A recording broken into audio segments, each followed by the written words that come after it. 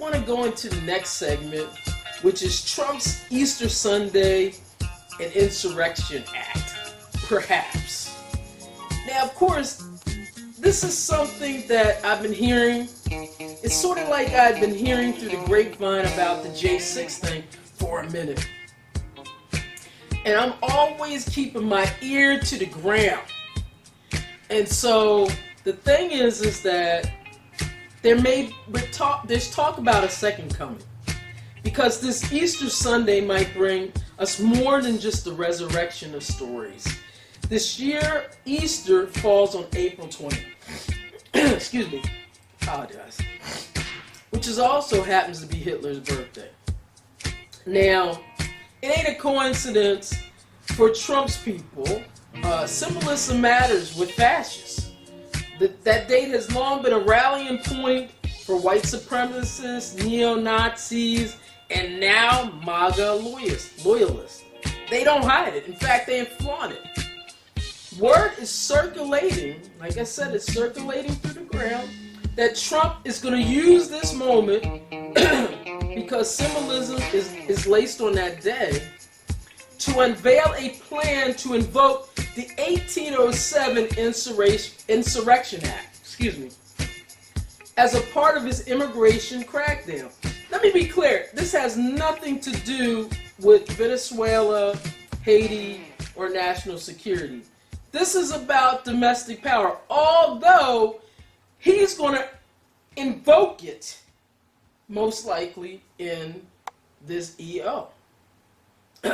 This is about a military crackdown on dissent, protest, the press, and especially black resistance. This is Project 2025's Chapter 5 in full effect. Now, what you have to understand, one of the things that definitely shut Trump down was that George Floyd worldwide protest. It took his candidacy out. J6 probably took the rest of it all the way out, but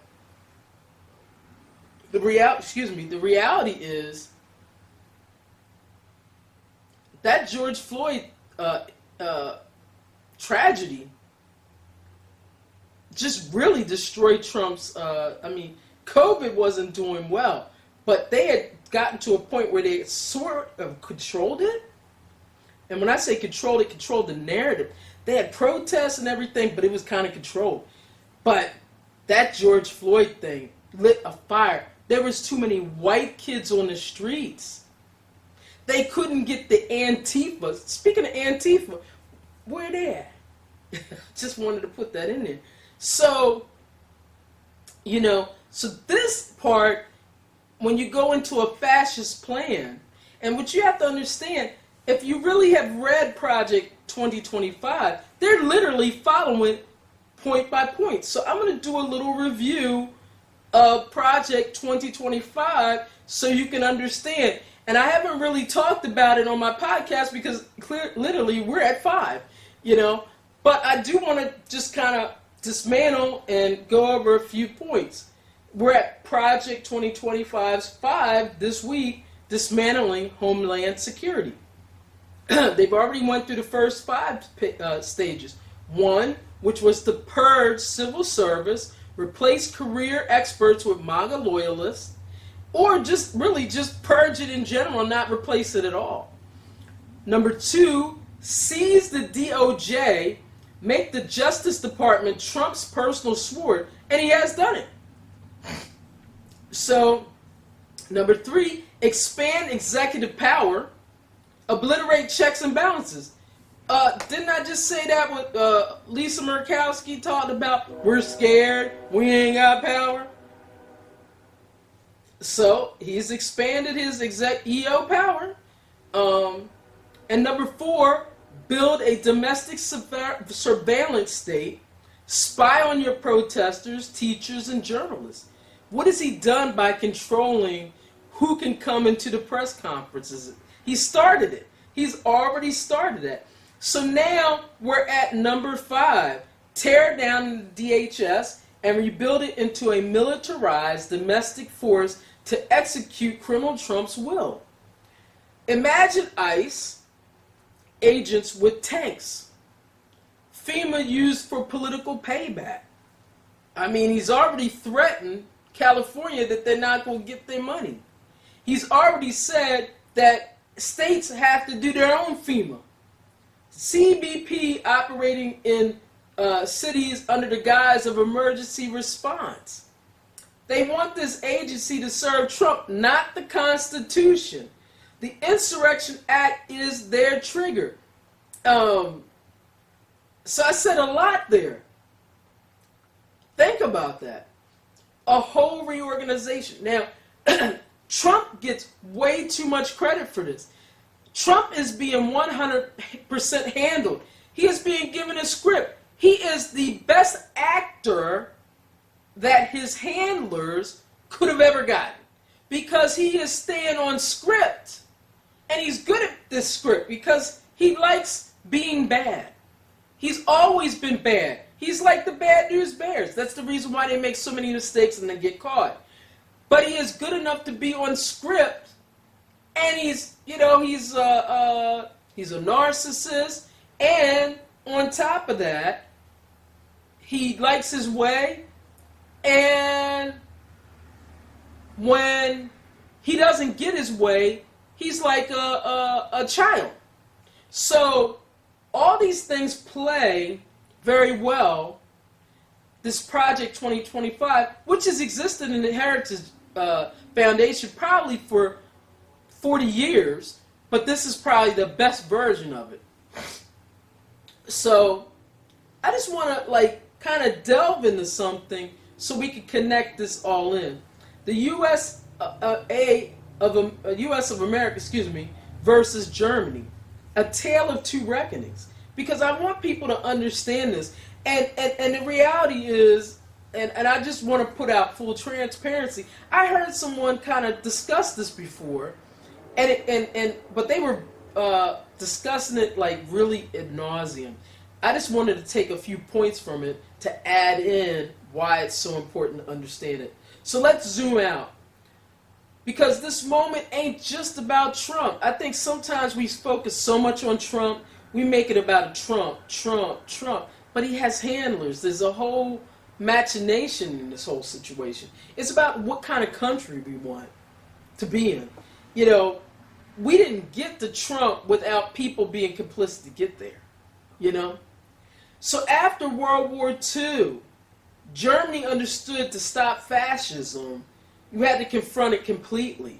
And granted, they had some encouragement, but the truth is, I really believe that Germany did want to turn away from that. It was just, Hitler was out of control. He scared his own people, you know?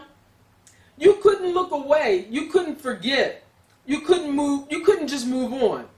They hunted their Nazis for generations.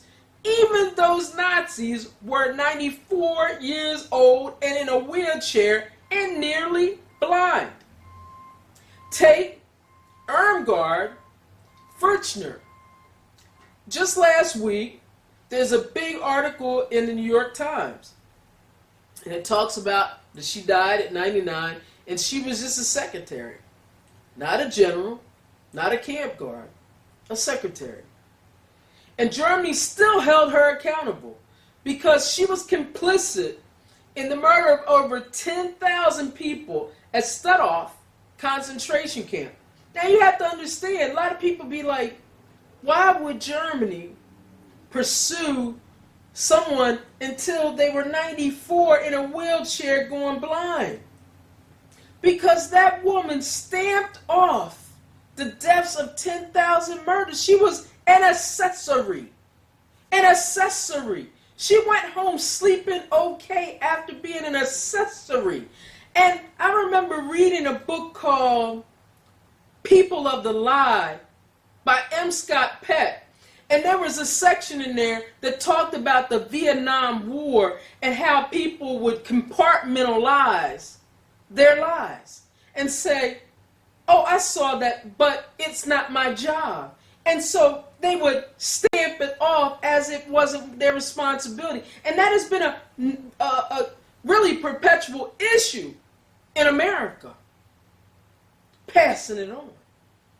So I digressed a little bit, but I want you to understand and go with me. So take Irmgard Kirchner. Nobody feels sorry for her. I mean, I know I don't feel sorry for her. Goodbye to a white supremacist. I hope she's in purgatory, suffering the way that she should before she goes to hell. And I don't say that lightly. I say that as we don't need to pray for a demon, because only a demon would be a part of such an evil series of acts. Germany said never again means never again, even if it takes 80 years. But what did America do in the Civil War? What did America do? We let our traitors come back, the Confederate generals, the slave owners. They got their plantations, their pensions, their political power, all of it, back. We let them write the textbooks, name the highways, build the statues.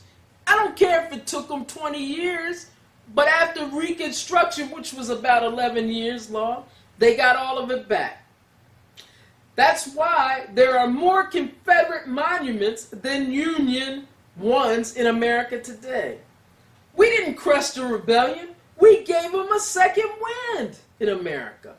Now, the same spirit, the one that fought to keep the black people enslaved, is wearing a red hat and waving a Trump flag.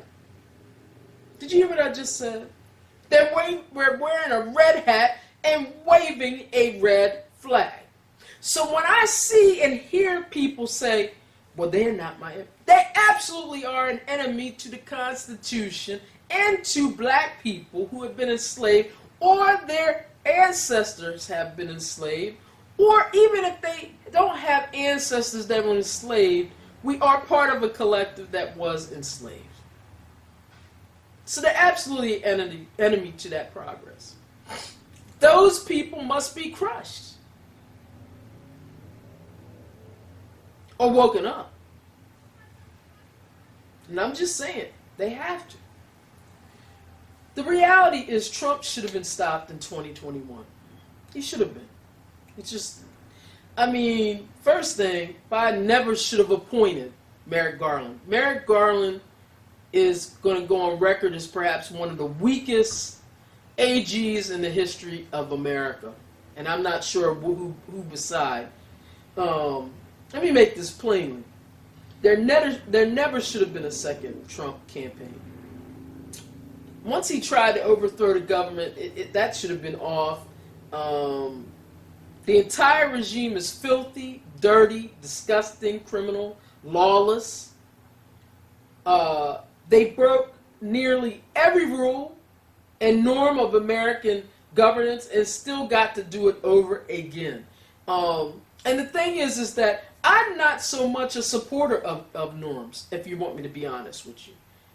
But there needs to be enough norms to ensure that there's fairness. And there's just not that going on.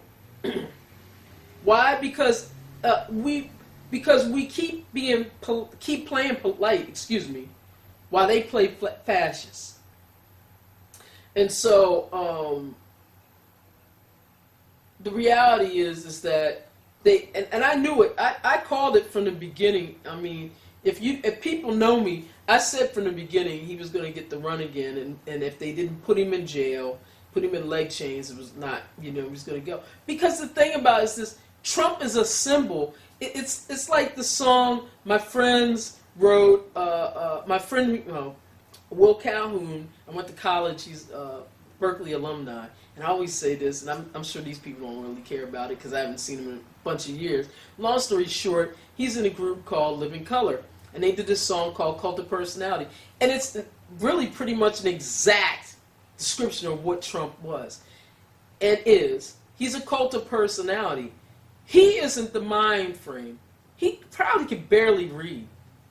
So, we give him far too much credit for being ingenuitive. But he is a cult of personality. you know?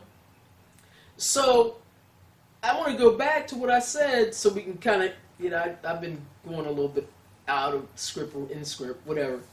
But like I said, his entire regime is lawless and criminal.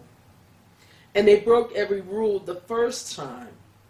So why do we keep playing polite while they play fascist? Why do we keep playing polite when they play fascist? And I'm not just talking about the Democratic representatives. Why are we, the voters, still playing nice when they play fascist? You realize that MAGA loyalists are sending pizzas to judges?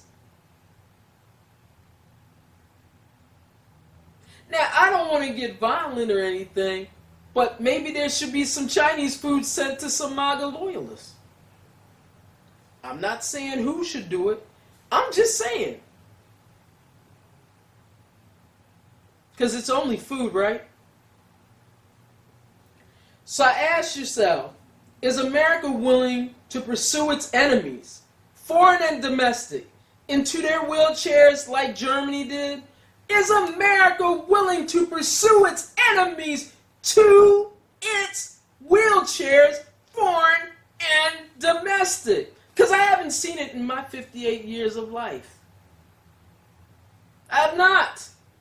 Are we willing to prosecute the secretaries, the speechwriters, the funders, the media barons, not just the figureheads, every motherfucking last one of them?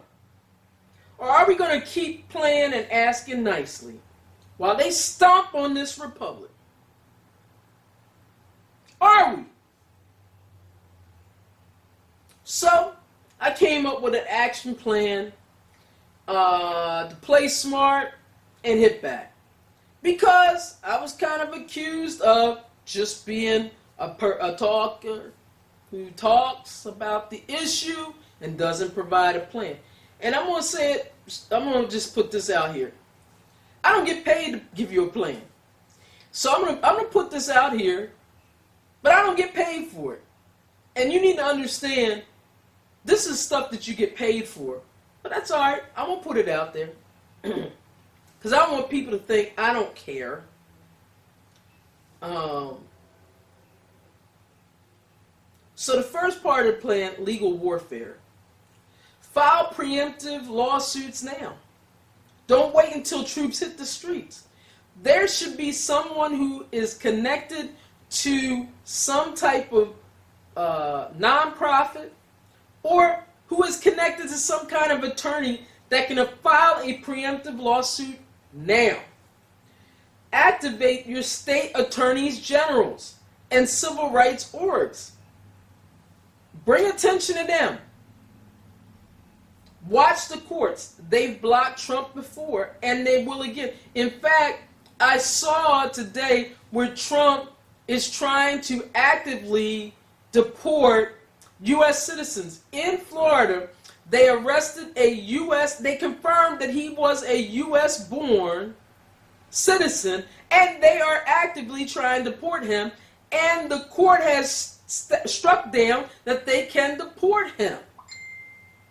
And they are still trying to deport him. So, they are completely and utterly lawless. So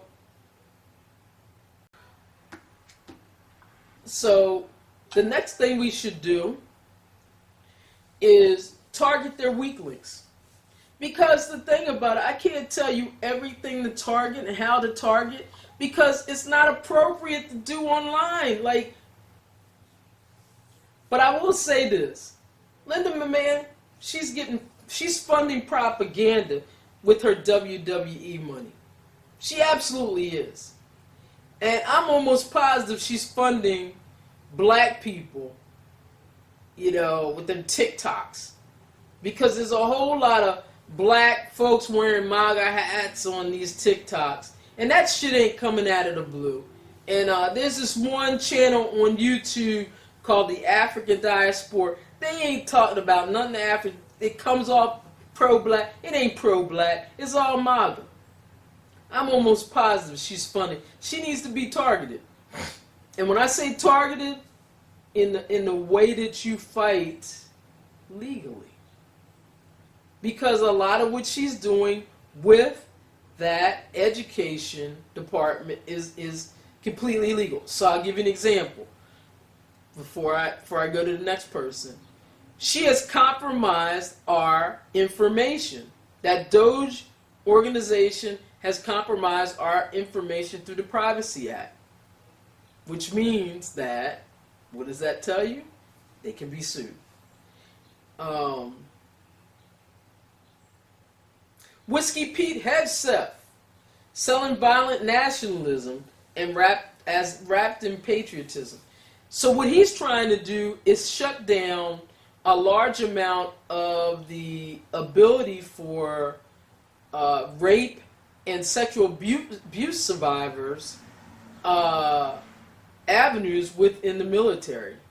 And they need to sue. They need to absolutely start suing now. Get in a union or a class action suit and sue him and Trump now. Because he can't do that. RFK Jr. is a Trojan horse spoiler candidate who's doing all kinds of illegal things with shutting down that HHS. For example, he's gotten rid of researcher funding under the guise of DEI, and I'll just give you an example that is working towards a cure for not only cancer but sickle cell. And he's had this harangue with autism that makes no sense. People in all those spaces need to be suing him directly. Him. Target him. Blondie, aka Biondi, Florida AG quietly building Trump's legal enforcement state, again, target her and those around her based on the actions that she's done. So that judge came back stating that they have in criminal contempt. And so go after her and some of the people around her, and one of them will find their way into jail. And I'm going to tell you, it's going to come all down. That's how you attack that situation. Media and street strategy. Reclaim the narrative. Easter is for resurrection, not fascism. Use symbolism, against them. Contrast their Hitler birthday rollout with our collective liberation stories. Liberation stories. And those liberation stories, I mean, for me, will be the stories of my people and even my direct family liberation stories. Organize offline. Block meetings are good. Town halls, teach-ins, mutual aid. Don't just post, move. Many of y'all liberals want to do the easiest way of resistance. You're lazy. I'm just going to call it out. You're lazy. And so I want to wrap this segment up by saying, look, fighting tyranny takes courage. It takes courage. It really does. Don't expect your representative savior. We should pressure them. Absolutely. Flood their phones, inboxes, offices, but don't wait for them to grow a spine. Some of them never will. They just never will. We have to vote differently, not just for the right resume, but for courage. Many times we vote for, oh, they were a vet, oh, they were this, oh, they were that, oh, they own a business. For people who actually, but we have to start voting for people who actually give a damn. And a lot of times we don't. A lot of times we vote for the people that have like all them slate signs. We don't take the time to look up and see what kind of heart of all those people that are on the ballot, when we could call their public number and talk to them. Sometimes we don't vote for them because, oh man, I don't like that person because they gay. Or they black. or they're whatever. They got, you know, whatever thing that they think or that is other. We have to vote for people that give a damn. People who will call out fascism for what it is. Also people who will do the freaking fact job. Right now, our electorate is a mirror. It's a mirror of the voter electorate. It reflects what we put in. Even though I didn't vote for it, it is a reflection of the majority of what we put in, even if it's 1% different. I mean, because the people who sat home and were apathetic, it reflects it. So when we see cowardice in Congress, don't just blame the politicians. Ask who voted them in. Ask who sat on a damn couch.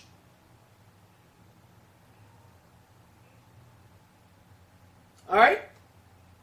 So as Ben Franklin said, it's a republic if we keep it. Well, are we keeping it or are we letting it go? And we have to decide if we're going to keep it, what we're going to keep it as. And if we're going to keep it when we pull it back from that criminal Trump, are we going to keep it to be something better than it was prior to when it got into Trump's hands? Because it wasn't that damn good when it got into Trump's hands. And I'm not saying that Biden and VP Harris didn't do their best job during that 4 years, because they did. They did a lot of repair on some of the damage that Trump did. And I'm not talking about those actions, but I'm talking about there has been centuries and decades of things that have not been repaired. Are we going to do better to keep it, to repair those centuries of damage? That's what we have to decide, are we going to do? And are we going to get out of this centuries-long logjam of constitutional crisis? And what I mean by that, we have not done a constitutional amendment since 1919. Why? Because we need to update our Constitution.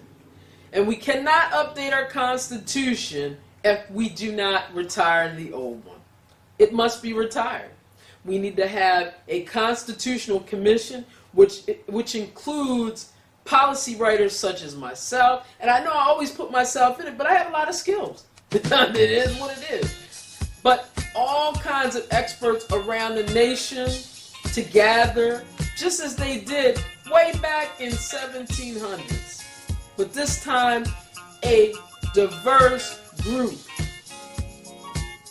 with diverse backgrounds, putting in the best of where we're going to. And that doesn't mean necessarily excluding everything. It can be a more updated version of the original. That's all. Make things just a little bit more evident and deal with some of the things that, you know, clearly that's not dealt with now. So those are my suggestions. So coming up next, we're going to end with this segment. Coming up next, a white liberal told me I should stay quiet if I couldn't say things that made them comfortable. Let's talk about tone policing, performative allyship, and the difference between pro-black and just pro-praise. Wow. That is going to be deep. I'm going to try to get in it for a last segment, and y'all come on with me.